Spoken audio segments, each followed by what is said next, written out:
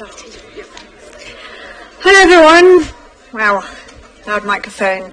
Welcome everybody. It's fantastic to see you all here this evening on this lovely day. Really want to welcome you here to City University London Centre for Food Policy. My name is Kieran Hawkes. I'm the Centre, the Director for Food Policy.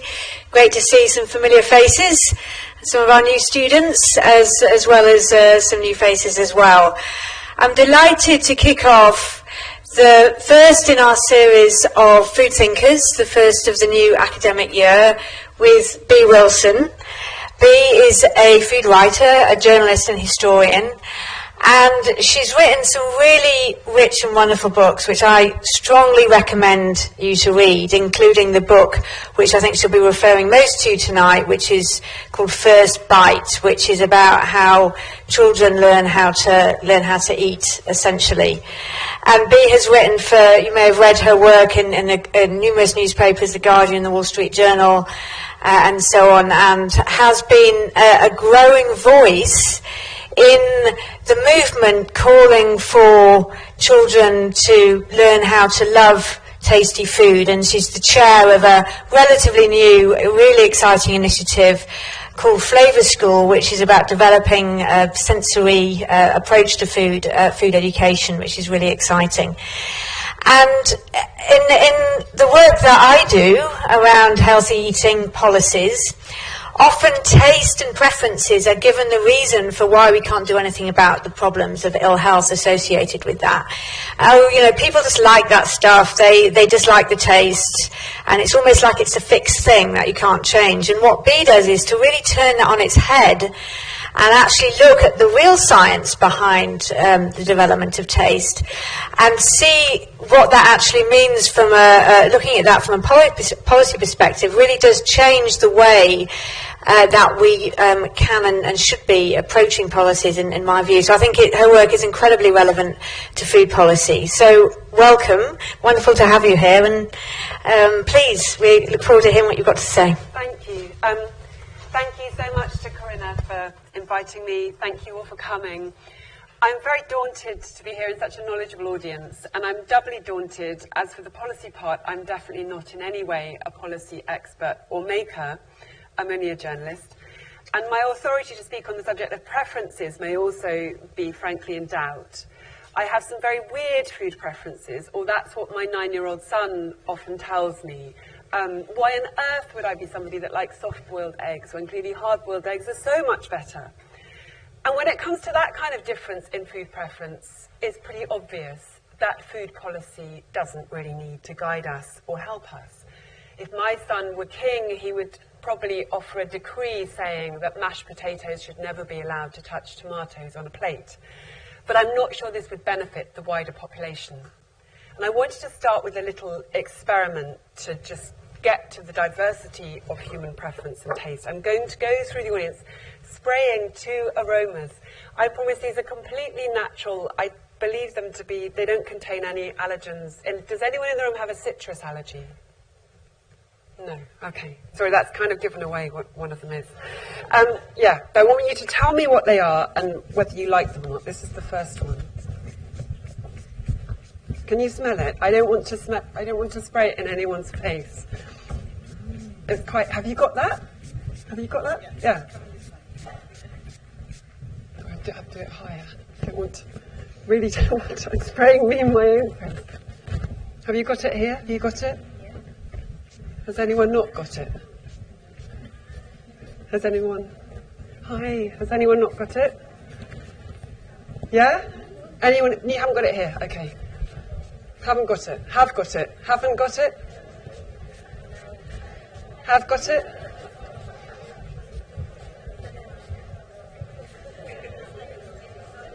Has anyone not got it? Sorry. You're trying to get more or less? Okay, here's number 2. I'm going to go back. Okay, you got it. Here's number 2 coming. Very different. Well, here's the second one.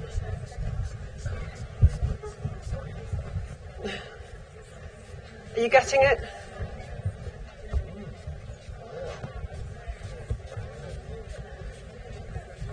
Has everyone got it here? We've got it over here.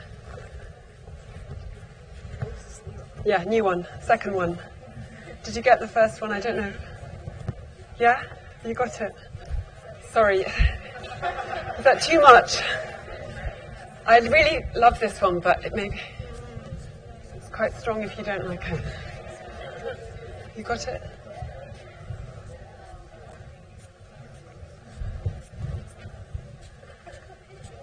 You got it?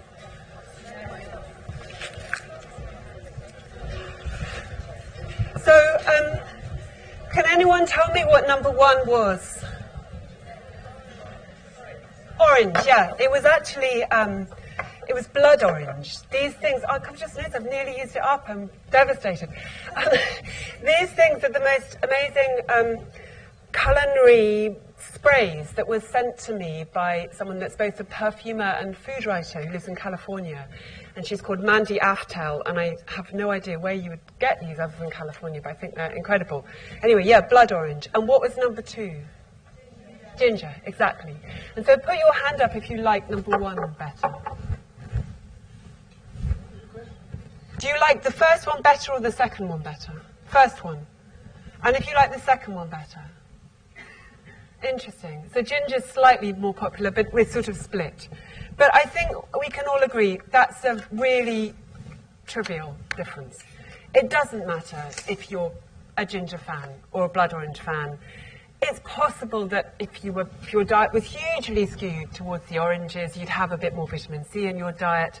If you ate vast amounts of ginger, you might have a bit more magnesium and vitamin B6. But in this context, if we're talking about ginger versus blood orange, the diversity of our food preferences is no problem, but actually something to celebrate. It adds to the variety, the delight of human life. Almost nothing is as individual or personal as what we choose to put in our mouths. And maybe this partly explains why food policy has so far neglected the element of preference and pleasure, because likes and dislikes can seem so personal that it would be intrusive and pointless for policy to do anything about them. One person's ginger is another person's blood orange. But in today's world, food preferences, I would argue, have become something highly relevant to food policy to a degree greater than ever before.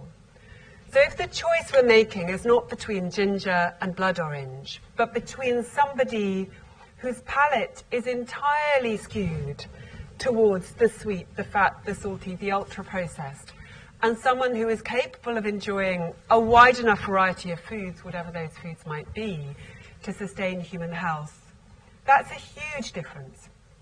It matters greatly if you're a child living in this obesogenic world who's grown up with preferences that are almost all for the foods on that side and not on that side. It matters if you're a child who's never been given the chance to find out if you even like the crunch of red pepper, or whether you might enjoy the savouriness of a bowl of soup just as well as the bland sweetness of a milkshake. It matters if you're one of the large numbers of people suffering as adults from selective eating disorders, who have such limited range of tastes that they refuse invitations to eat with friends. And it also really matters if you're someone, adult or child, who can't imagine quenching your thirst with anything that isn't sweet, and who has severe tooth decay as a result. In these instances, our tastes are not some charming personal quirk. In a world where children from Bangalore to Helsinki are eating the same potato crisps, the same chocolate bars, you could argue that our tastes are less individual than ever before. We endlessly speak of better food choices, but to a very large extent, our preferences are not in fact chosen by us, but for us. Take bananas. Almost everyone in the entire world eats the same variety of banana, the Cavendish. And yet, according to people that know about bananas, it doesn't taste very good. And we weren't asked if it was the banana that we liked best. It's simply the one that suited the people who grow bananas to supply us.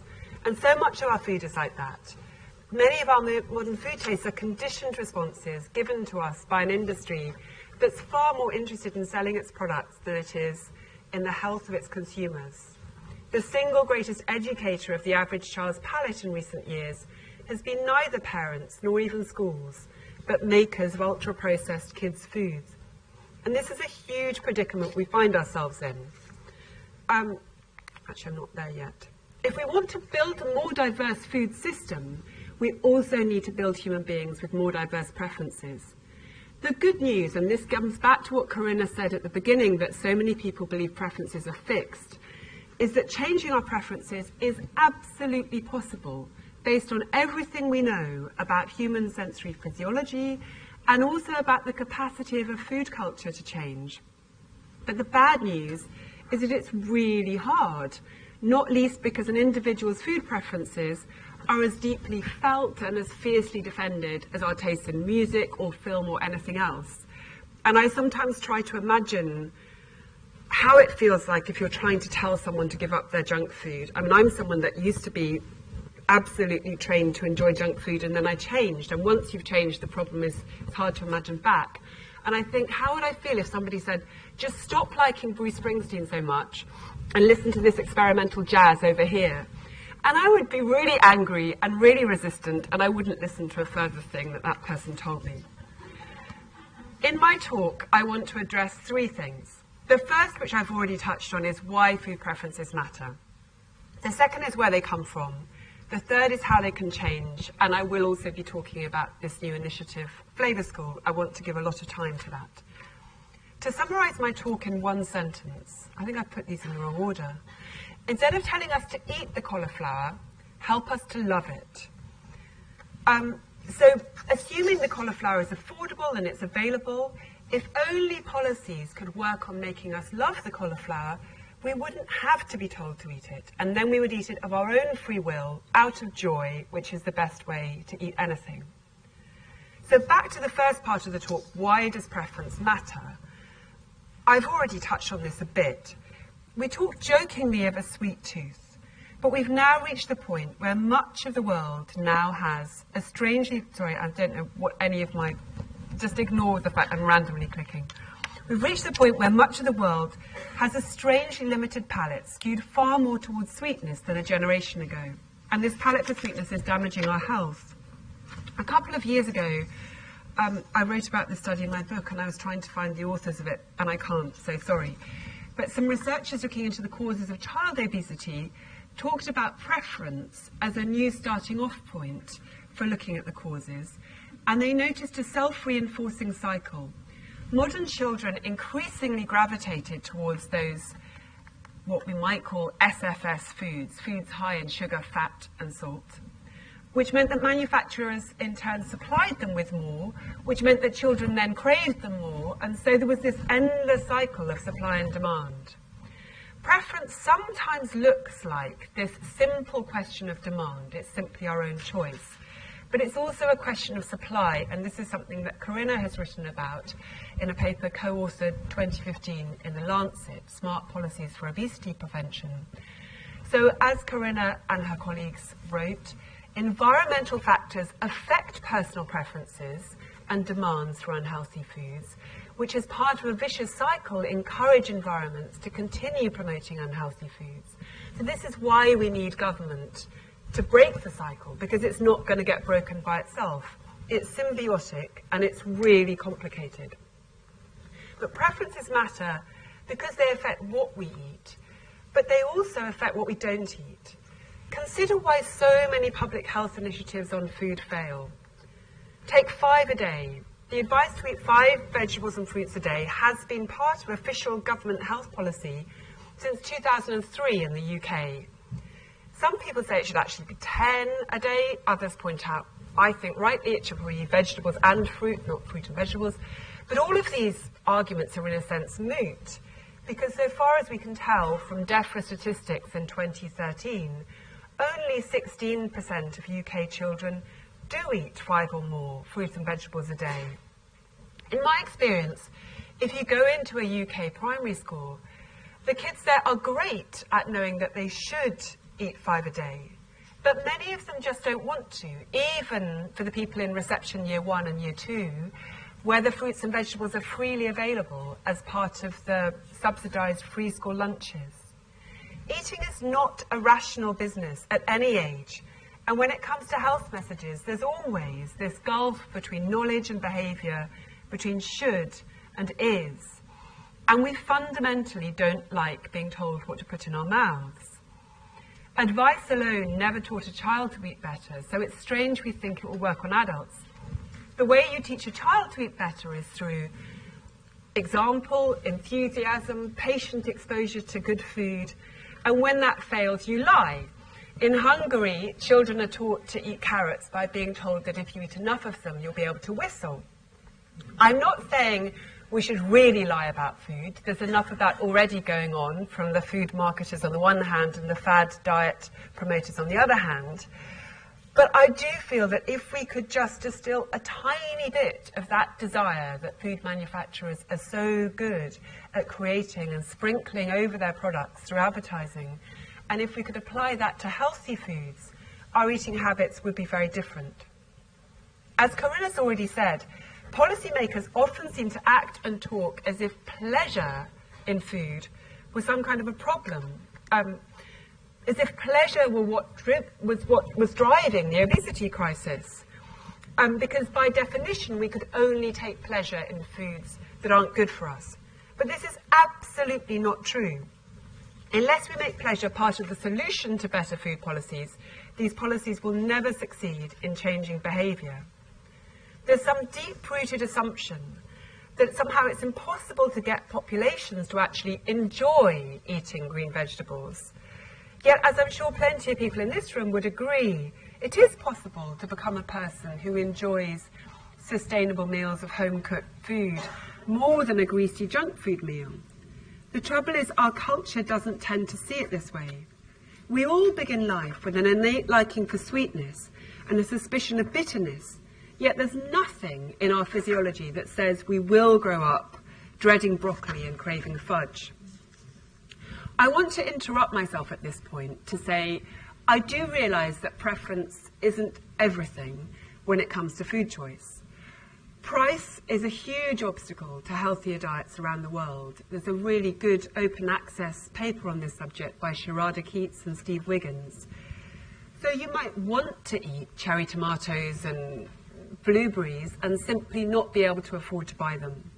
Earlier this month, a report from the Food Foundation found that the bottom 20% of families for income in the UK would have to spend 42% of their income on food to achieve what the government defines as a healthy diet. A few months ago, I met anti-poverty campaigner Kathleen Kerridge, who told me that her teenage daughters begged her for spiralised courgettes in the supermarket because they'd seen them on Instagram. They really were an object of desire to them, but she couldn't afford to buy them. And she also struggled with this question of calories per pound. I mean, that even if you might say, well, a head of broccoli isn't very expensive for 55p, in the context of how much it would fill her family up, she said it was very expensive. And apart from price, our food choices are mediated by time, availability, religion, housing, mental health, kitchens, whether we have access to anything other than a microwave or a kettle. So I'm not saying it's all preference, but my point is that whatever else is going on, preference is always there as part of the picture, because preference is what makes somebody to decide to pick up a piece of food and eat it. It's always, therefore, part of the conversation about how we change our diets for the better. So now to my second question. Where do preferences come from? We actually know a huge amount about this. Since 1968, when someone called Robert Zajonc coined the phrase mere exposure, we know that fundamentally preference is a question of familiarity. So affection is triggered by what we know. So if I was one of the people in the room that liked that blood orange slightly better, it's probably because as a child I ate oranges in profusion and I've just always loved citrus fruit. Maybe it was the clementine at the bottom of the Christmas stocking. Who knows? But there's something that I've grown up with. And some of this exposure starts before we're even born. There have been a wealth of studies done on this subject, but some of the most famous ones are by two biologists in the States called Julie Manella and Gary Beauchamp, who are at the Menel Chemical Senses Institute in Philadelphia. And one of their studies involved carrot juice, and they found that preferences can even be formed in utero. They gave some pregnant women a lot of carrot juice to drink in the last trimester of pregnancy, and they found that the babies of those women, when they were weaned onto their first bites of solid food, actively preferred carrot-tasting cereal. So a lot of what we think of as preference is actually memory. But the trouble is that so many of these memories are banked so early in life, we don't even realise we have them. And in many cases now, children are imprinted with happy flavour memories, not of carrots, but of highly processed, nutrient-poor foods, skewed towards sweetness and saltiness. But it's really hard to give these foods up because they start to taste like mother's milk to us. But there's always another opportunity to learn new preferences and new flavours. Every meal we eat in our lives is a chance to expose ourselves to new flavours. And one of my recommendations to policymakers, wherever you're working, is that if we could bring this capacity for human change into the conversation, I think it would be really helpful. So I'd love to see health visitors having conversations with new parents about the fact that when you're feeding a child, it's about palate formation. It's not just about what they've eaten that day or that week. And I'd love to see schools talking to children about the marvellous fact that we do have the power to change our own tastes. One of the people I work with on Flavour School, who's here tonight, Kate Morris, sometimes says to kids, you could say, I don't like it, or you could say, I don't like it today, because that leaves open the possibility that you might like it tomorrow. This is not to say that nothing about preference is innate. So everything you eat, you learn to eat. Preferences are not innate and can change. But there are certain things that we are hardwired to, and those are the basic physiological responses, not to flavour, which as we can all, I may have overdone it, I can still smell that ginger so strongly, but flavour mostly happens in the nose in conjunction with the mouth. But the basic taste, which happens in the mouth, is hardwired. The basic things of sweetness, saltiness, umami, sour. What did I miss out? Who's paying attention? I can't even remember. Bitter, thank you. So here is a newborn baby being given a swab of sweetness. And these experiments have been done numerous times. It was someone called Jacob Steiner in the 1970s who first thought of doing these orofacial experiments with babies. But these responses, they're not something quirky, they're not personal, they're not cultural, they're not conditioned. You could take a baby in China, you could take a baby in Finland, and every baby, you give them a tiny swab of sweetness and they get this look of almost opioid relaxation and joy on their face. And you give them sourness, and that's still the look that any of us in this room might have if we suck on a piece of lemon. And you give them bitterness, and it's kind of similar, but the mouth, that one is kind of gaping and pursing, and that one's more just gaping. And salt's a bit similar to that, and umami's a bit similar to the sweet one. So these things are hardwired. And you could say, and many people have argued, that this look, triggered by sweetness, might not be inherently a problem, but in a world flooded with sugar, it becomes a problem. But the point I wanted to make is that despite all of this, there's no universal or inbuilt human liking or disliking for any individual food, whether it's chocolate or whether it's kale. All of our favourite preferences are learned. What's more, the human olfactory system is fundamentally malleable and remains so throughout our lifetimes. And I'm not denying there are also genetic variations in how we taste. Some people are super tasters, bitter flavours are stronger to them. But wherever you start, all of us are capable of changing our tastes. And given the right circumstances, it should be possible for any of us to learn to love a range of different healthy foods. So it's really odd to me that preference hasn't been a bigger part of public health discussions on food. Someone called Adam Junowski, I never know how to pronounce his name, Adam Junowski, wrote in one of his papers that he's a professor of public nutrition in the States, and he noted that interventions aimed at improving diet almost never look at the pleasure response that food gives. And this is kind of crazy, because interventions tend to start at the level of nutrition. But actually, if you look at the course of events that might lead us to eat a cauliflower or not eat a cauliflower, this is actually an upside-down cauliflower, which I was steaming upside down the other day, and I suddenly noticed how nice it looked upside down. So anyway, I'm learning new things too. But if you wanted to become somebody, or if you wanted populations to become people who like cauliflower, what are the 5 steps that you'd have to go through to actually derive the nutritional benefits of eating it? Well, first of all would be sense. And many people don't even get to that stage. You know, you'd need to see the cauliflower, smell it, interact with the cauliflower, get to know it, the white colour, the sweet crunchy stalks, name the cauliflower. We know that many kids in Britain can't even recognise basic vegetables like carrots and onions because they've never eaten them, they've never seen someone cook one. So lots of people don't even get to 1 on this scale. The second thing would be that if you did get the chance to interact with the cauliflower, you would have a sensory response. You might maybe respond with pleasure, maybe you'd respond with pain. How you respond might be affected by whether it's some horrible, watery, overcooked cauliflower cheese or whether it's some delicious ottolenghi dish of roasted cauliflowers. It might also depend on how the people around you talk about cauliflower. Do they talk about it as something pleasurable? And based on that, you might then arrive at a preference.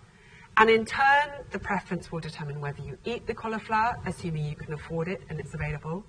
And only then do you get to the nutrition, the vitamin C, the fibre, all of the other benefits of the cauliflower.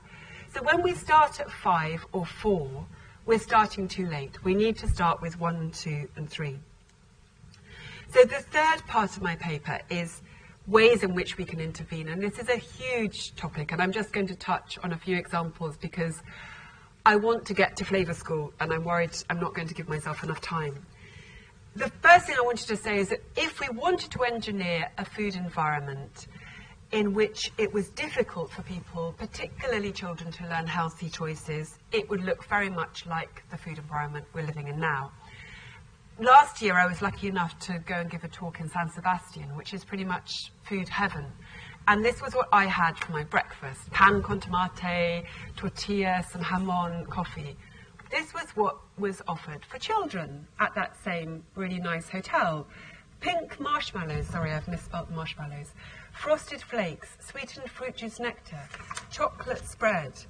It's completely crazy that we have allowed this food environment to exist that spins positive associations about junk food to children at just the point that they are learning all of their fundamental preferences and long-term responses to food. So one obvious intervention we could do, and I'm happy to say that Chile finally is doing it, and lots of you in this room will know more about this than I do, is to enact some of the strictest food labelling laws in the world. And Chile, among its many other initiatives, has removed all of the cartoon characters from things like frosted flakes or chocolate bars. And I think that's a really important first step, which is, you could say it's getting at the issue of supply, but it's also getting at preference, because it's just taking away some of these illusions that people have been allowed to spin about processed foods for so long. I mean, I look at that table and a little part of me, I was missing my children, and thought, oh, how sweet. It's not sweet, really, that there are these charming boy and a girl asking children to have a breakfast of pure sugar. Another example would be the city of Amsterdam, which completely re-engineered the environment of eating for children with multiple interventions. And it's the only city in the world to date that has succeeded in bringing down levels of child obesity. And the number of interventions they had are too numerous for me to describe here. They really grasped the nettle in the sense of understanding that obesity is something with many causes. It's a wicked, complex problem. It needs to be solved by everyone together. It's not going to be solved by finger pointing and talking about personal responsibility. But one of the things they did was just make it normal that in school water is the only drink. And to start with, parents were resistant. They believed that the fruit drinks were positive. They thought they had vitamins. And then over time, people's palates shift, and you get so that water is the normal thing. And the second thing, and this is just, as I'm saying, these are just two tiny things that happen. There are many, many other initiatives going on in Amsterdam. But that instead of bringing in birthday cakes or candies or whatever it might be to celebrate with your friends on your birthday, you bring in vegetables, or something that's become popular apparently is skewers with little pieces of cheese and olives and raw vegetables on them. And I love this idea that you could celebrate with olives, and how differently we might start to think about olives. I mean, some people would say that's a high salt food. I'm fine with olives. But it's just to show that we have these ingrained ideas that you could never celebrate with anything other than cake. And actually, our preferences would be quite different if from childhood onwards we had been handed raw vegetables on our birthday and told, it's great, happy birthday, you're 6, hooray. And another place that gives me hope is Japan. I'm only going to talk about this in really brief form because I want to get to Flavour School. But I wrote about Japan more extensively in my book, First Bite, if you're interested. But I had always looked at Japanese food from afar and thought how wonderful it seemed. And I'd then begun to look at statistics about Japan, and I'd seen that it was a rare country that managed to be both affluent but to have relatively low rates of non-communicable diseases and obesity.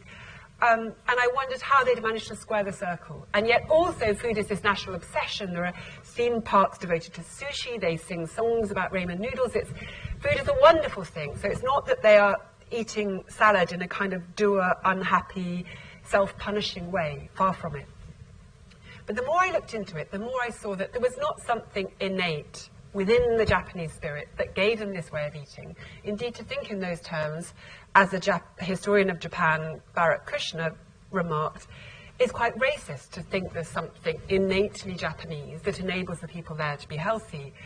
What we think of as Japanese food, such as something like this delicious bowl of ramen noodle soup, happened through a series of social and economic changes, a combination of good luck, prosperity, post-war affluence, but also government interventions at various key moments. There were government interventions in the 1920s when they were worried that they were becoming a militarily weak country, and they gave cooking demonstrations to encourage people to eat more high-protein foods. And then there was an American post-war lunch program where the children of Japan, who had suffered terrible famine and hunger during the war, were given these quite weird school meals, these combinations of canned foods that arrived from the US with things like curry powder. But the children eating these foods were forced to become open-minded in their palate in a way that their parents hadn't been. And it seems as if that generation, when they were then given affluence in the post-war years, became these people who were just open to food and its pleasures in a wonderful way. I mean, it's never simple. Japan has problems. I'm sure people that knew more about Japan than me would say it's not as simple as that. But the point is that when we hold up Japan and say we could never be Japan, Japan wasn't Japan in the 19th century. Japan used to be a completely different place. People change, diets change, food cultures change, and we should take hope from that. Another place I want to mention briefly is South Korea. There are endless discussions in public health circles about this thing which Barry Popkin christened the nutrition transition. As countries modernize and develop and move away from hunger and scarcity and move into new patterns of urbanization, diets change at the same time. And generally this has been, I mean, it's like everything in life, it's a trade-off, but the trade-off hasn't been a great trade-off because we've gained prosperity and we've ended up with junk food and NCDs. And the great question is whether the curve of the nutrition transition can be bent. And the one country that keeps coming up as the example of this is South Korea. Because South Korea went through the nutrition transition lightning fast and yet managed to retain a love of vegetables. And the reasons for this, again, are complex. It's partly that South Koreans already saw vegetables as something delicious. It's been estimated there are more than 300 different vegetables that are eaten in South Korea, each one prized for a different flavour and texture. And king of all vegetable dishes in Korea is kimchi. Sorry, I thought I had another picture of kimchi, but I don't. Kimchi, these are various kinds of kimchi, but the main kind is made of cabbage. And kimchi is the second most consumed item in the whole of South Korea after rice.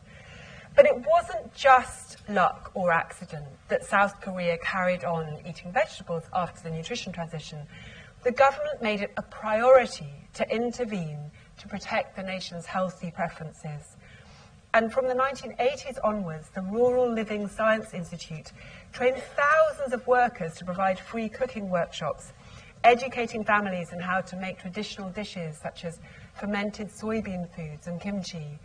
And there were also ads on TV programs emphasizing the higher quality of local food and telling people to support local farmers.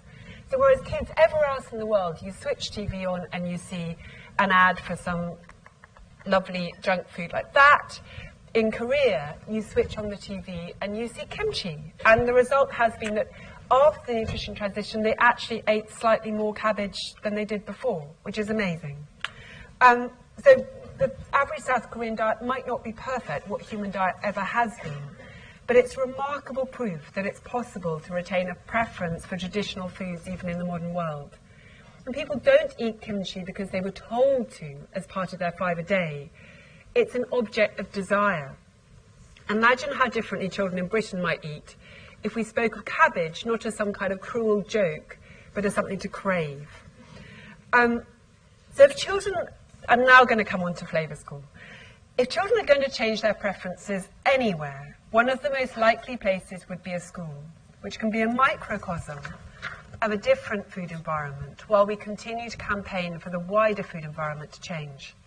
So a couple of years ago, I wrote this book that Corinna mentioned called First Bite.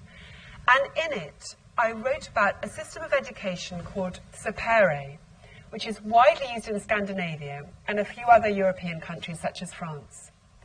The original idea came from this man, Jacques Pouizet. He was a French wine expert who, in the 1970s, became really worried what was happening to the palate of French children. And he felt that they'd lost their palate for complex flavours. He felt that all of them were gravitating towards blandness and sweetness and softness. And he wanted them to be more of an enophile, like him. He wanted them to be gourmets. He wanted them to appreciate things that were bitter and sour and interesting and crispy. And he came up with this idea called Les Classes du Goût, taste classes. And that's where we stole the name Flavour School. And he wanted children to know and understand a wide range of flavours and textures.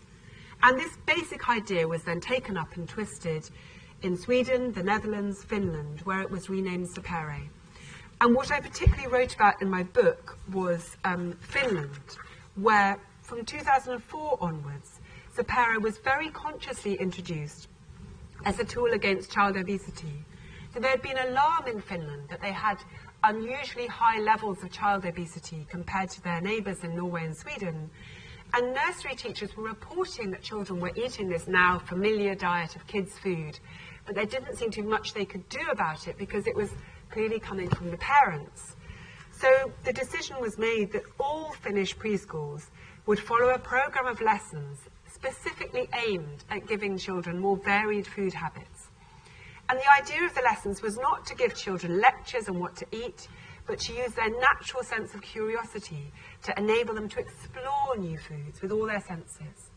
And the feedback from these Finnish preschools was incredibly positive. Parents would come and say that instead of being disgusted by beetroot, their children were actually asking for this weird purple vegetable that changed the water into some strange colour. And Sapere children seemed to no longer respond to the simple sweetness of sweets and soft drinks in the same way. And they were hankering after the feistiness of lemon or the earthy taste of rye crackers. And a series of studies done by the psychologists Heli Tuorila and Epp Koester and others suggested that this type of intervention could have an impact on a child's willingness to try new foods in general. So anyway, I wrote about all this. A few people read the book, and then someone who is here in the audience today, Nick Wilkinson, who is a chef and a scientist, came to some talk I gave, like this one, and said, well, why don't we have Sapere here in Britain? And I said, I wish we had Sapere here in Britain, but I'm not a politician and I have no idea how to make that happen. And Nick said that his partner, Geraldine Gilbert, worked in policy and maybe she could help. And this was in 2016, and I met a couple of other people that summer who also said we should really have it here, one of whom is also here, Kate Morris, who's in the audience, who, along with Sally Brown, were the people that came up with one of the most influential TV cooking shows in Britain, I Can Cook. But they'd also been feeling dissatisfied by the way that food education was taught in British schools. Anyway, to cut a long story short, the other key person was Jason O'Rourke, who is an amazing, visionary head teacher of a school in Lincolnshire called Washingborough, where the entire school day is about food. They have their own wood-fired pizza oven. They have a heritage apple orchard. Every classroom has its own kitchen garden. But Jason also thought that what was lacking was not teaching children how to cook, but how to eat. So we all got together, and to cut a long story short, it is now happening. It exists. Sorry, that was his book. That was my book. Changing Preference as a Way to Reduce Child Obesity. And here they are. So here was the first Flavour School conference at Washingborough Academy in the spring of 2017. That's from left to right, Jason O'Rourke, Nick Wilkinson, Geraldine Gilbert. And at that conference, Stina Algertsson of Sapere International, who is the leader of Sapere in Sweden, came and talked to us. And here she is, surrounded by word banks for texture, taste, smell, and more. And thanks to her training, we were able to roll out Flavour School on a kind of pilot basis in schools in Buckinghamshire, Lincolnshire, Cambridgeshire, and we've now got a few schools in London, and the Soil Association has taken the idea up and says it wants to do it in certain schools as part of Food for Life. And the initial feedback we've had from teachers and parents has been amazing. It's sort of been beyond anything we could have expected at such an early stage. One teacher in London who had done Flavour School for just one term said parents reported it had changed the whole atmosphere at the dinner table, and it had made children more willing to try things in the canteen. And what we found so far is that the method works equally well in schools which currently don't have a huge amount of food on the curriculum, and schools such as Washingborough that have loads of food but weren't currently teaching people about how to eat. So this was, again, what Stina was teaching us about the method from Sweden. Flavour School is really a very, very simple idea. This is one of the lessons you can do where you just talk about those 5 basic tastes that make those babies react in 5 completely different ways. You can get the umami flavour of some cheese, sour lemons, sweet honey, salty salt, and bitter chicory leaves. And you can just take these foods and just combine them in various ways and just talk about those basic tastes in your mouth. And do you like this one? Or what happens if you pair a little bit of bitter chicory with some savoury cheese? What happens if you add a piece of honey to some, not a piece, a spoonful of honey to some lemon?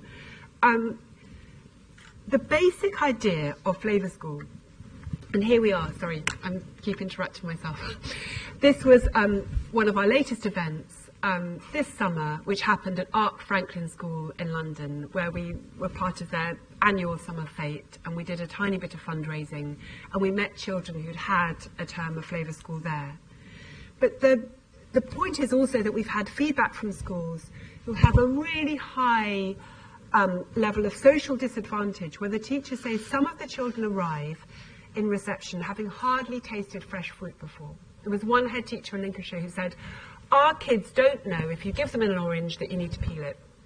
They were just biting into the orange whole. And the idea behind Flavour School is that a child has no chance of becoming somebody that loves oranges or even knows whether they love oranges until they know what an orange is. So these are lessons not in cooking but in eating. And at its very, very simplest, it's just allowing a child to interact with food through the senses. You smell, you taste, you touch, you listen, you look at food, and it's about encouraging children to play. And it's also about building up vocabulary. In common with adults, children often have an incredibly limited vocabulary for explaining why they hate something as well as why they like something. And these were some tomatoes that we brought along at Ark Franklin School. And we just asked the children, tell us what you see. And the children looked at the tomato on the left and they said, somebody turned it upside down and said it looks like a bridge. And then somebody else lifted it that way up and said it looks like a smile. And somebody said it looks raggedy. And somebody said it looked like a baby's bottom. And then they looked at the tomato on the right and they said it's stripy, it's green, it looks like a zebra, it looks like the planet Jupiter. And they just kept coming up with these amazing descriptive words. And so it's something that can be taught as part of the literacy curriculum. Teachers at Washington have told us it works incredibly well if you're getting children to do some kind of sensory poem, because somehow the words that we come up with for food are so immediate and so visceral. Children who were previously not putting their hand up and joining in start to join in. But it's also about just getting somebody to know the food in a way that's less threatening than asking them to put it in their mouth. Part of why it's so hard to change a child's preferences is that we fixate on the mouth. And as parents, and I include myself, we see this plate of healthy food and we're desperate for the child to actually eat it. But as the psychologist Paul Rosin has said, when we're eating, it's a really radical, and in some ways quite violent gesture. We're taking matter from outside ourselves and putting it into our body. And what Flavour School does is it says, nobody has to try. Nobody ever has to taste. But there are lots of ways to try food. You might try something by touching it. You might just already have tried those tomatoes by naming them. Or you can even listen to them. This is the single thing that I think all of us in Flavour School found a revelation at that first conference when Stina introduced us to the idea of putting on, hang on, I'll get to it. So yeah, more descriptions for tomatoes. I have got a picture here. Sorry, I'm putting on headphones and listening to food. So you put on headphones and you taste some crunchy crackers, and it's so loud, you feel your head is going to explode almost. But if you're somebody that even is scared of breadsticks and crackers, you don't have to put it in your mouth. You can just do this next to your ear. And it's quite amazing just being in a classroom full of children, listening to food. And what we have found, we're very keen, Nick Wilkinson, who's here in the room, who is our scientist in the group, has set up some really good longitudinal studies. He's got a grant from the Wellcome Institute. We want to gather proper evidence on what will this intervention actually do, to what extent can we measure that it will change a child's willingness to try. But what we have found in the short term is that, I'm not even a teacher, and I've done 2 terms worth of interventions in a school in Cambridge. And I found, with the tomatoes, for example, when I brought in this colander of tomatoes, at the beginning, out of the 30 kids, at least 10 or 12 of them said, I hate tomatoes. At the end, only about 3 of them didn't put a tomato in their mouth. Because by the time they'd held it up and said, it looks like an ogre's club, it looks like a skittle, it looks like a giant red football, they wanted to try it. And so, really, I'm happy to answer lots of questions about Flavour School. I want to get to the end. But I just wanted to mention 2 little anecdotes which brought home to me why it matters. Oh yeah, also playing. I'm not sure if I've mentioned, it's fun. So we encourage people to play. And I'd never thought of doing this before. I did an intervention with, we were just talking about different summer fruits, raspberries, blueberries, and I'd never seen somebody use a raspberry as a cup before. And I thought that was kind of delightful, and I keep learning new things. The touch exercise, you just feel the ridges of the celery, the bumps of a pineapple. Celery is a food that so many children of the age of the ones I've been doing it with, 4 and 5-year-olds, don't necessarily like. But after you've done this, you've raked your fingers along a ridged celery, and then you say, would you like to try it? You don't have to, no pressure. It's amazing how many people do. And I just wanted to show this. So think of the baby with that puckering face with the sourness at the beginning. That is a universal human physiological response, whether you like lemon or whether you don't. But this was brilliant. This was one of our favourite moments at the Ark Franklin Summer Fete. This girl called Matilda came up. She tried some lemon. Then that happened.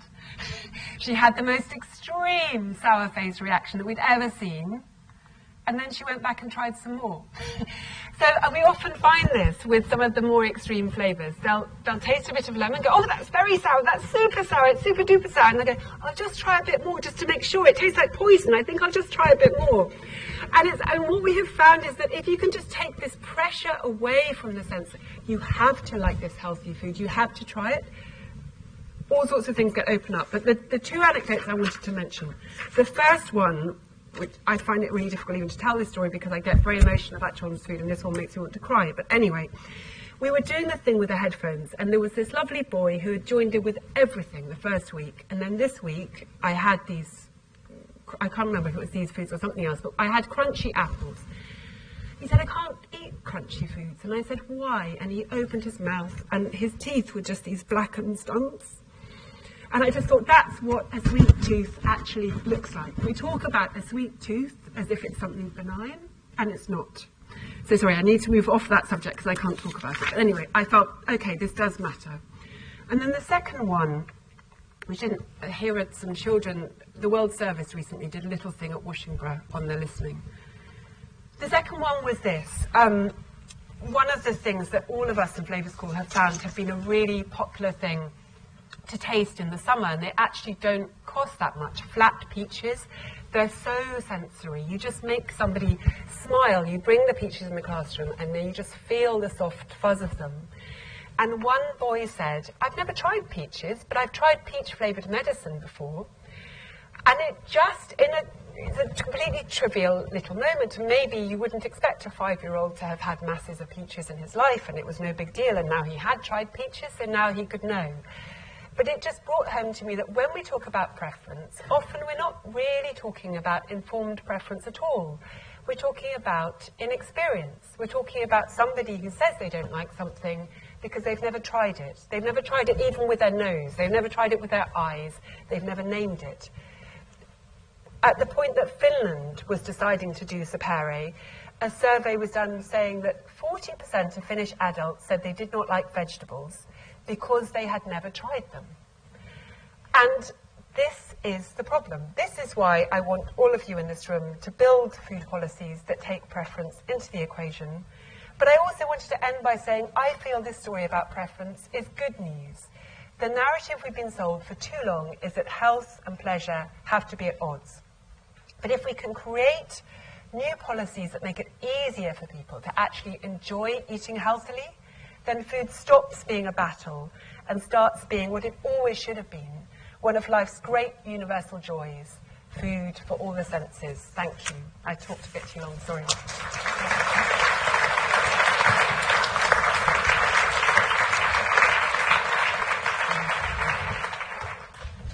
Thank you so much, Bea, for that wonderful talk and the emotion that you brought to it, which I think is really special.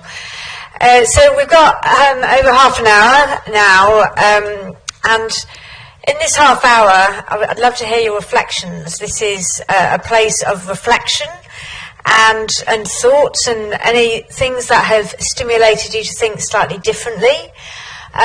We don't want to have everybody talking for too long, so if you have an intervention or a comment or a reflection to share, if you could try and speak as succinctly as possible.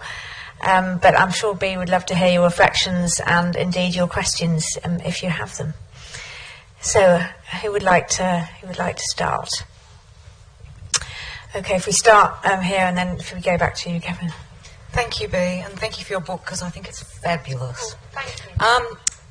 I'm interested in something that you said in the book which you didn't raise. I've got two questions. One is the word palatable and how it's used in nutrition sciences, and I wonder if you could say a little bit about that, because I think it's a really interesting policy question. The second one was really, you didn't talk about smell very much, and I would be interested to know how you use, if you use anything like smell training in flavour classes. Yeah, so the first question is really good. Yeah, I do write in my book about this word palatable, which within nutrition has come to have this technical meaning and even ultra-palatable. So an ultra-palatable food is defined as one of those ones high in sugar, fat and salt, and some people talk about this concept of the Bliss point. And I really want to challenge this idea of palatable, because who is to say that only those foods are the palatable ones? It's absolutely possible to condition yourself to the point, I used to be someone that found those foods palatable. A lot of them are now quite disgusting to me, and I feel really lucky to have reached that point. But I feel we're almost dooming ourselves by saying it's palatable, because it's like saying we can't resist, we're powerless, it's clearly an addiction, there's nothing we can do. In a sense, I also find it to be a weird contradiction, because I sort of think if people really believe those foods are so palatable that people can't resist them, why on earth are they allowed to be freely sold in such colossal quantities? I mean, that's a sort of strange mismatch. The second point about flavour nose training, smelling is a huge part of Flavour School, and I don't know why I didn't mention it more. One of the most fun activities we do is where we have, when Kate does it, she uses flour dredgers, but you can do it with anything as simple as just a jam jar and foil on top and pierce it with a fork. And you could put different spices inside, and children have these amazing responses, because either it's something familiar, like cinnamon, where they'll say, it reminds me of porridge, I'm in the kitchen with my dad, it's Christmas, it's cake, it's all these wonderful warm things. Or, hang on, I think I had one about this, cardamom. So one girl said it's an Indian spice in a green shell, so she did know it, but lots of other people, there was a real cultural kind of clash here between children who just had never encountered cardamom before, who would say, strong, too strong, or it's like vitamins. And then one girl just said, oh yes, I know that. We put it in tea at home, I'm not quite sure what it is. And smelling, I have found, has been an amazing way into then exploring different cultures. If you have star anise, you might, or 5-spice powder, you might have kids in the class with a Chinese background who can talk about that. And it's one teacher that came along to the original training said he saw Flavour School as a mechanism not just for learning about food, but about PSHE, I never know, personal social health education. I mean, for learning about a common tolerance for our mutual humanity and sort of shared values, that sense that, well, you might like this and I might like that, and that's fine. I mean, that's one of the things I really like about the original Sapere, that they constantly told us a golden rule is that we're not going to argue about our preferences. So there's none of this sense of you are wrong because you don't yet like broccoli. There's none of that. You're absolutely entitled to smell that ginger and think, I don't like that. But what we want to do is to give voice to that dislike so that you can really expand on why you don't like it.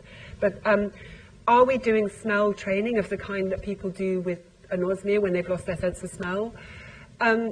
No, not particularly at the moment, but I think we're so tiny. There were 7 of us in the charity, there are now 6 of us, and we are just slowly trying to build an infrastructure. But I think we should do something more like that. But I think lots of the lessons actually function to make children become much more attuned to the whole sensory world around them, even beyond food.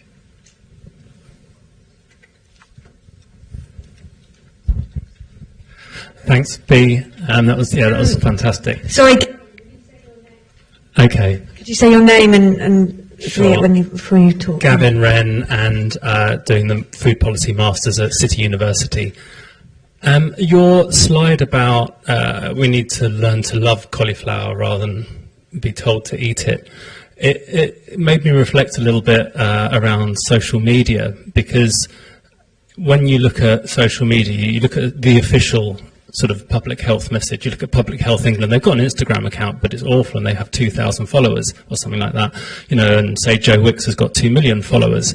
And, I'm wondering if the official public health message is falling behind in terms of teaching us to love things, because, people love the people they follow on social media, but the official message is really falling behind there, I think. And I think we need to be, that needs to change in some way.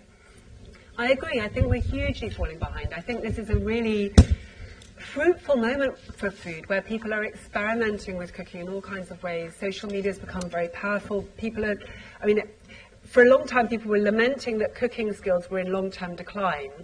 Whereas now it seems as if through YouTube and things like that, there are all these new avenues through which, even if you didn't learn to cook at your grandmother's knee, you could learn to cook in a different way. And I completely agree. When I look at things like Change for Life, the Public Health England messaging on how we should be smarter on snacks, and the suggestions all seem slightly drab and plain and flavourless and boring. And I completely agree that they should somehow be tapping into this spirit of excitement about food, and that's exactly what.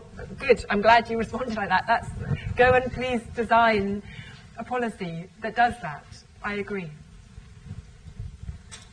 Alicia Weston, I run an organisation called Bags of Taste, and we work with adults to improve their diets for people in food poverty. So I'm going to pick up on both those points, actually, because certainly we really focus on marketing and motivation as part of what we do. And if you want to see some of that, you can actually look at our Instagram account, which is bags_of_taste. We market as effectively as a high-end food outlet, as opposed to this sort of worthy type stuff. And when I've looked at courses that are run, so one of the aspects of what we do is actually a cooking course, but a lot of that is around outreach and marketing. And when I speak to people who have been on courses that are run by nutritionists and people like that, they really are very unexcited about the food that's offered them. And I think that's really important. I mean, so I certainly get all the time, I get people saying, I had no idea that cabbage could be so tasty. You know? And that's the sort of thing, I mean, something I've been really impressed by reading about the Alexandra Rose veg scheme. And I read we work with them as well. Where they, okay, so you know all about them. But where they work with people on low incomes and give them vouchers, but rather than say you have to have this, they go and spend it in the local veg market. So it's got all of these kind of, it's a virtuous circle. It's good for the local traders, but also it's putting choice back in people's hands and taking away the risk. So in one of their reports on how things had gone, families were describing that they just didn't realise that these vegetables were so delicious. And I think that's key. I think taking away the risk is a really big thing, especially when you're talking about people in poverty, because that's something that we do. So we teach them how to cook a couple of dishes every session, but at the end they can buy a bag of ingredients for 4 meals, and that's only £3. And that takes away the risk of having to buy a load of unfamiliar ingredients. Your children might not eat it. You know, if you cost out a Jamie Oliver recipe, you're going to be talking £10, £15 if you don't have that stuff in your cupboard. And that's a big risk, and then you're stuck with a bottle of fish sauce that you'll never use again.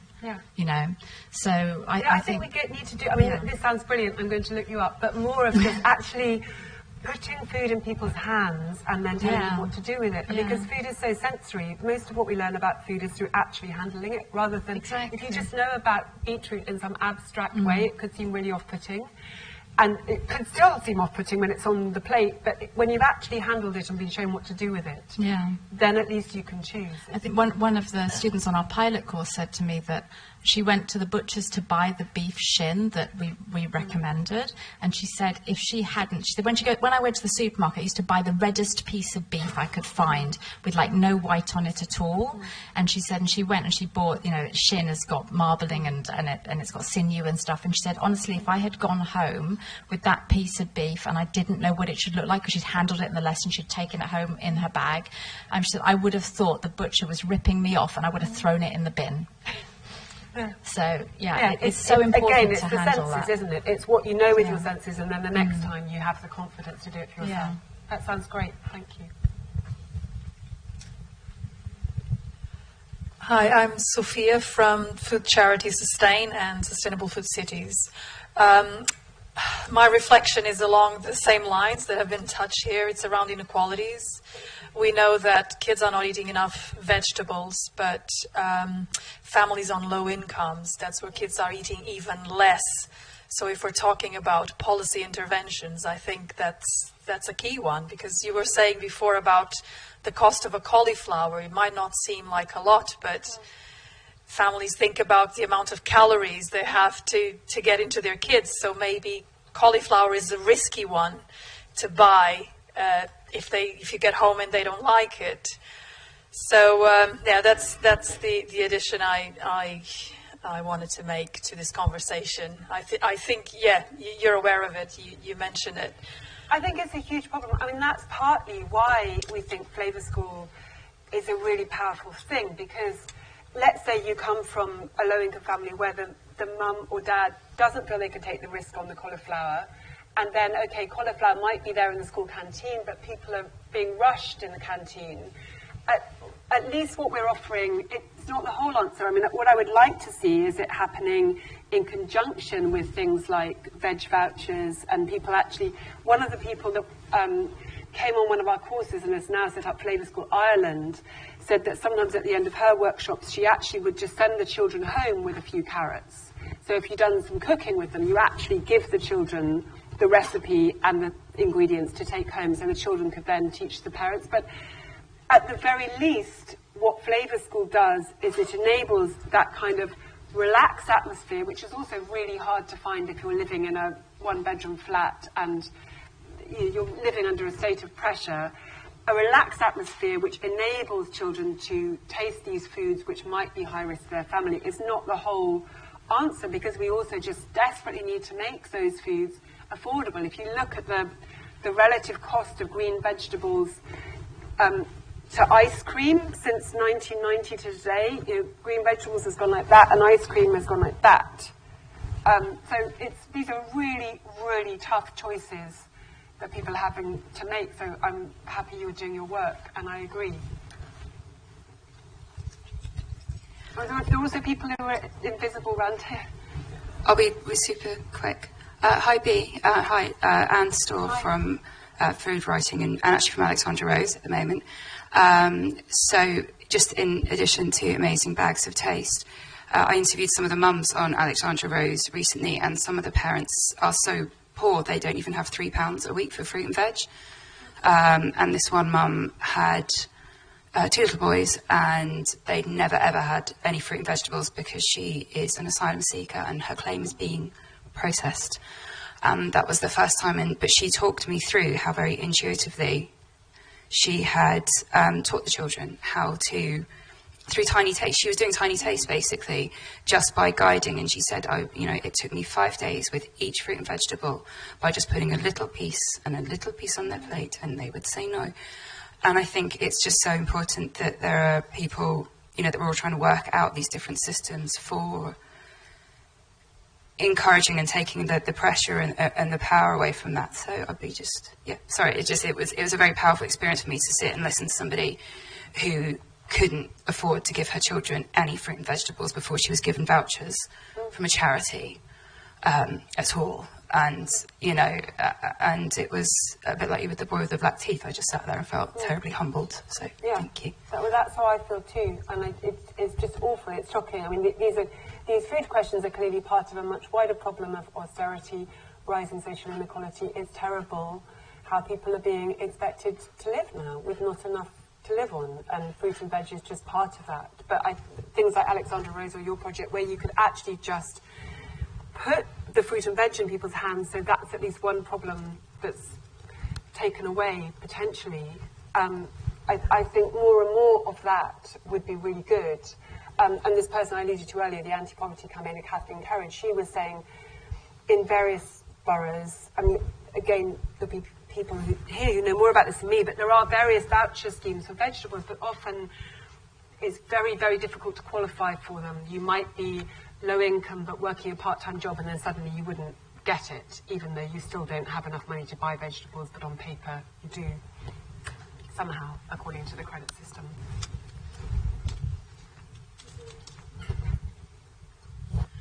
My name's Paul Agard. I run a company called Recipe for Change, and I help schools put in restaurant-style dining rooms so children eat better and eat together. Flavour Schools is fantastic, but bluntly, it won't work very well and be compromised if caterers don't support it. You go to Gayhurst School in Hackney here, and they put herbs on the table as part of the Chefs in Schools programme. I urge you to have a look at, which is quite new. We're connected with Chefs in Great. Schools. Chefs in Schools believe that we will work very well in conjunction with them. They see us as the curriculum aspect that's missing from their programme. Absolutely. So they feel that we are a useful... So the harsh reality, though, is most children actually are going into a dining room. I've done a job for 10 years, so I know. They're queuing up for 5 minutes, 10 minutes. It's very noisy. They can't sit with their friends. And the food is actually just not very appetising. So working closely with the large caterers, I think, will be a really good way to go for Flavour Schools. I absolutely agree. I mean, this is something that we have tried to do. But I think in the schools... We're only in a tiny handful of schools at the moment, and these schools are very varied. And what I'm struck by is that the provision of food education and also of food in canteens, as you know yourself, is hugely varied, from superb, amazing practice like someone like Gayhurst or someone like Washington, to places which really are not so good. But the thing that we find very powerful about Flavour School is it can be done anywhere by anyone. And a lot of teachers now say to us that they feel completely de-skilled, and they're embarrassed to say so. They say, actually, I don't know how to cook. And so when it comes to the time on the curriculum when we should be doing cooking, I don't feel capable of doing it. With Flavour School, they are capable, because everyone is sitting together as equals, tasting things. And I think you have to... I mean, I want all of this to happen at once. That Flavour School is just one thing. We are in conversation with chefs and schools, to become closely related.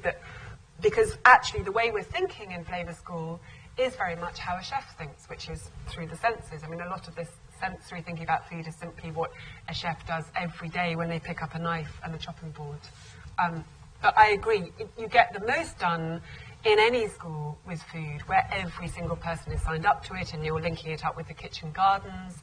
And we have seen that happen in a lot of the schools we're working with. But what we've also seen is in schools that don't have any of that, Flavour School's still pretty good, and they're still going home to their parents and saying, will you buy us some apples? And admittedly, these various conversations we've had, that will you buy us some apples conversation could be a mixed conversation, but it's better than somebody not ever wanting to eat an apple in their life.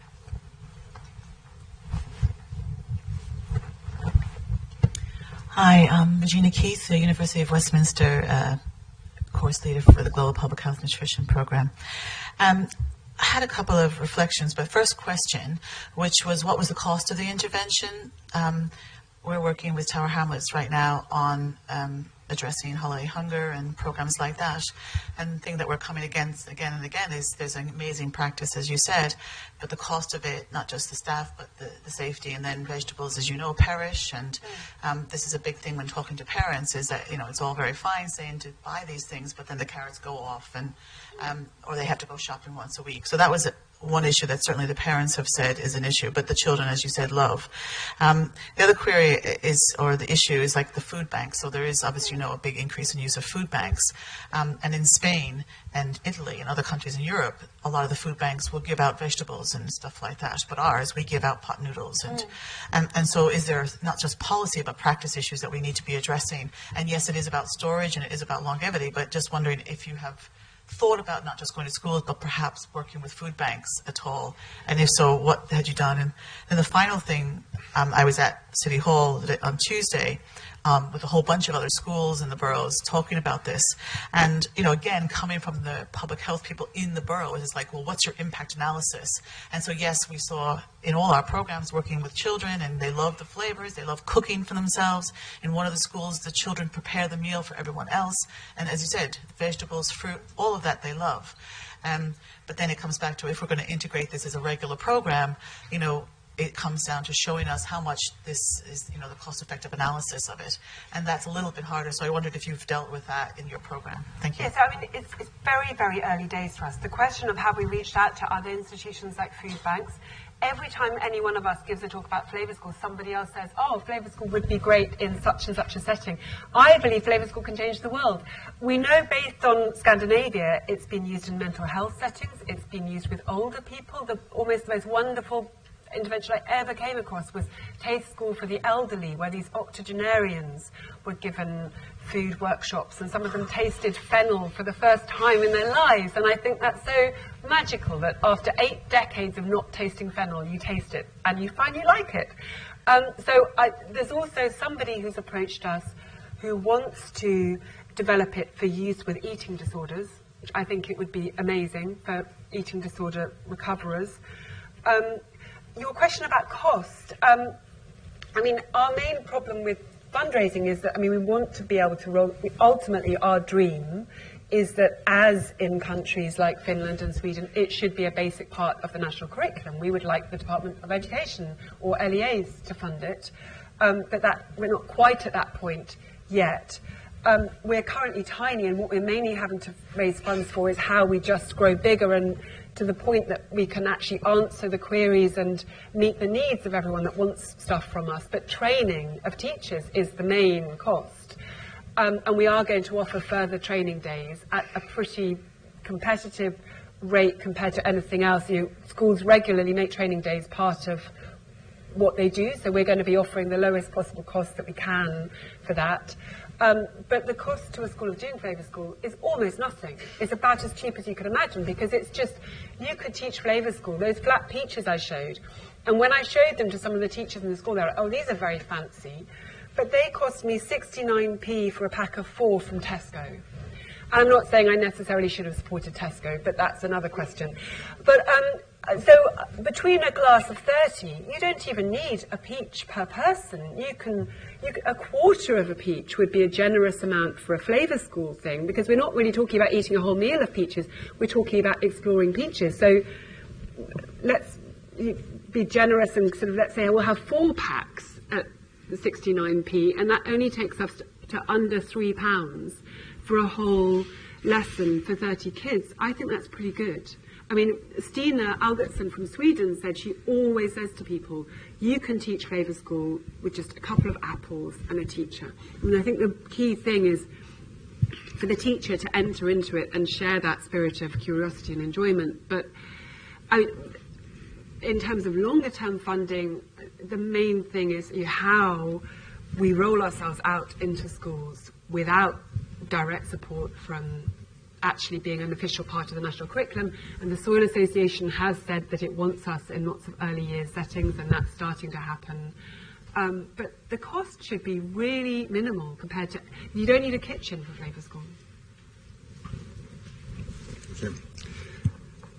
My name is Alvaro de Miranda. I'm a retired academic working on the local research and provisionally entitled Practice of Capitalist Issues.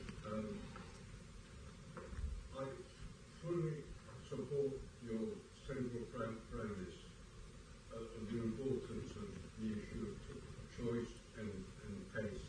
It is indeed, and I quite agree with you, that it's much neglected. And it is very fundamental for us to think about why we make the choices that we make. And I think what you said, and you demonstrated that amply, that it is possible to change people's tastes.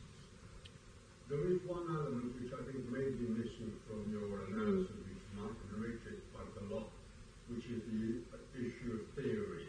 I think it's very important, not just to show empirically that it's possible to change taste, but it would be very important for people to think about how their own taste gets created.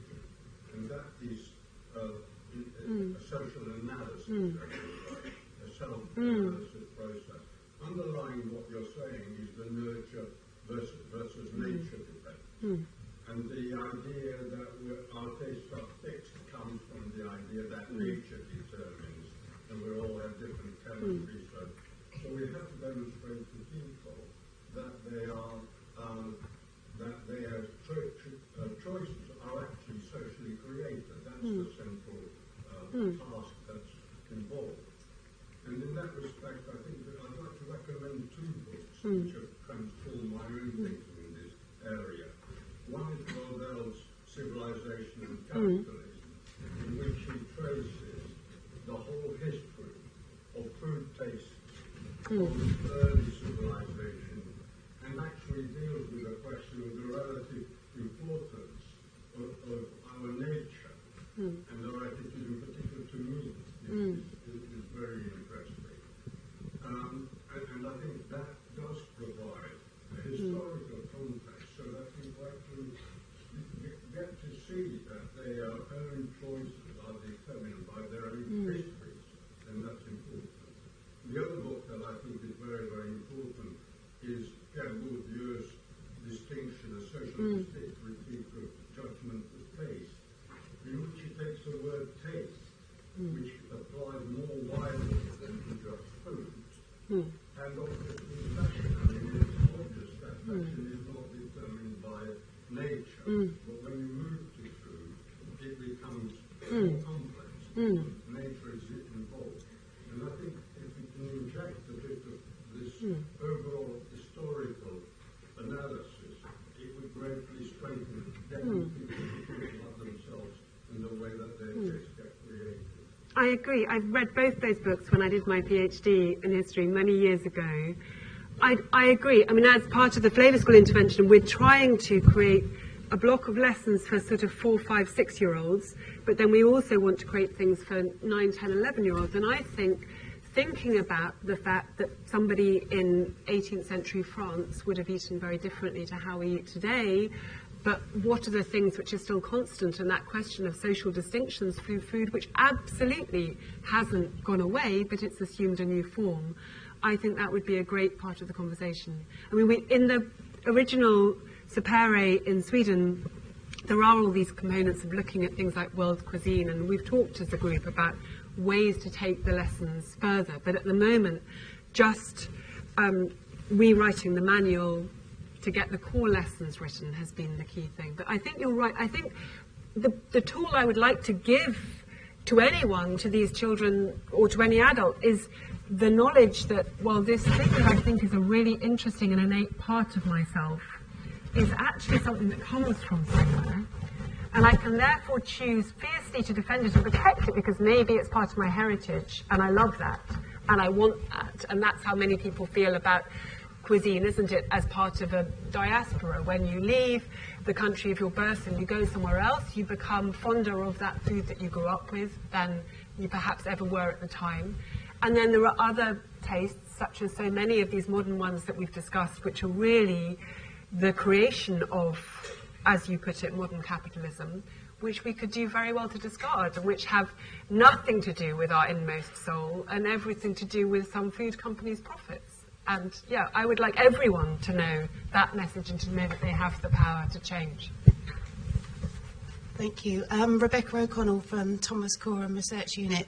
I agree, I think it's brilliant. I had one question, which was that whether, so food is intrinsically tasty and pleasurable, it's also, as we've been discussing, intrinsically political.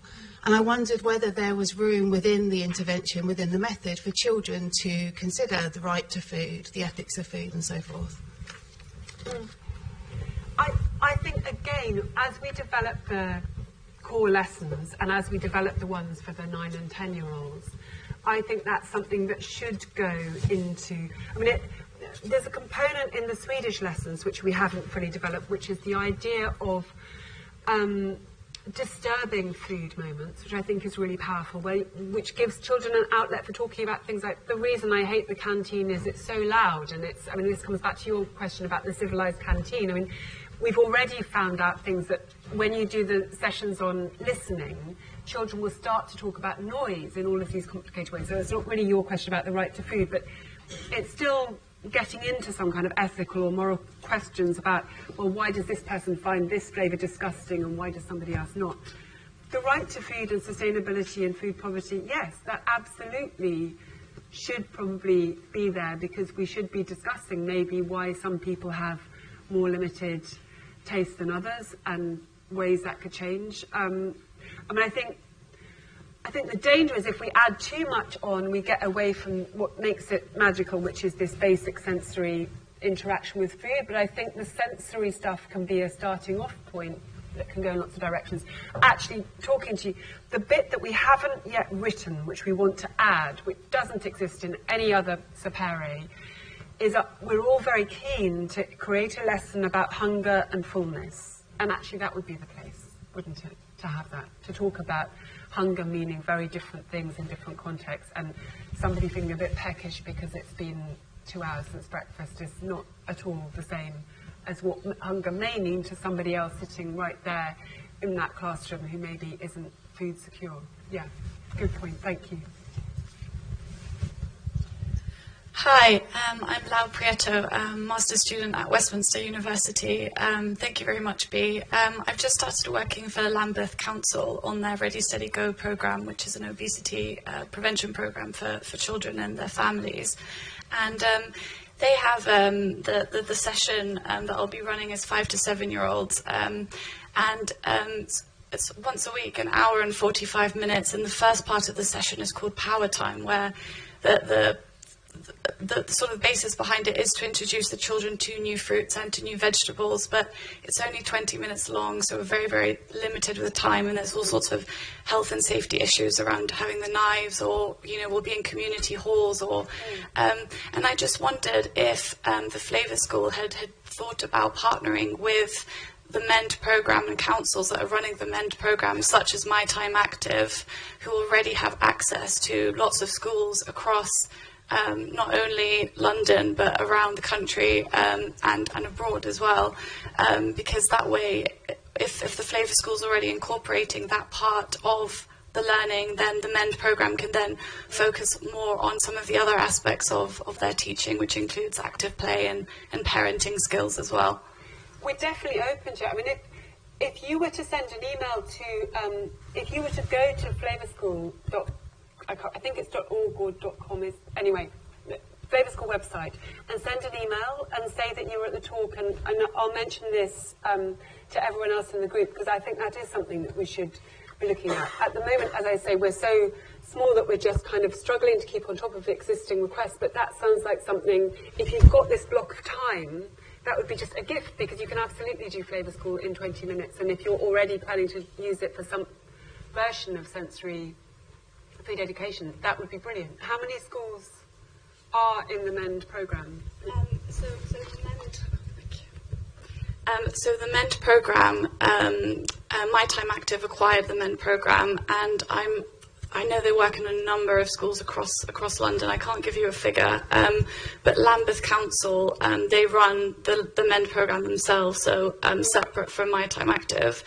Their Ready, Steady, Go programme is just in 3 different venues once a week. So there's so much scope for so many councils to be running MEND, but again, it's to do with funding. For example, Hammersmith and Fulham have cut the MEND programme from My Time Active because they couldn't afford the funding. So there's an element of that as well. And are they specifically aimed at children with obesity? Or it is, so the 2 to 4-year-olds is open to all, but then 4 to 7-year-olds and again 7 to 13 is specifically for children who are above a healthy weight and who are obese. But the premise behind it is that parents have to be there, and they encourage siblings to go as well, so it's an all-inclusive. So it's a kind of whole family. It is, yeah. yeah. I'm just suddenly wondering whether one of Nick's scientific, it could be also something that would be very interesting to do a study about, if you've got a continuity of the families across. Anyway, we should talk more. Okay, so I'm going to bring it to a close now. Thank you so much, Bea. That was a really interesting conversation, and I hope that many of you hope you've learned from some of the things from the audience, and that perhaps made some new connections, and we've certainly learned from you. We have our next Food Thinkers is on October the 24th, and we're continuing this theme in a certain way. Professor Wendy Wills, who's Professor of Food and Public Health from the University in Hertfordshire, an exceptional researcher into the lived experience of food, will be asking us the question, can the public health community solve obesity and unhealthy eating through understanding the lived experience of food? So you're all very welcome to come. If you are not on our email list and would like to be for the Food Thinkers series, please do get in touch with us at the Food Policy City email, or you can drop an email to me if you can't find that, if you want to get added to that list. I'd like to thank you all again for coming. It's a real pleasure to have you here, and thanks for your really stimulating and engaged questions. Thank you.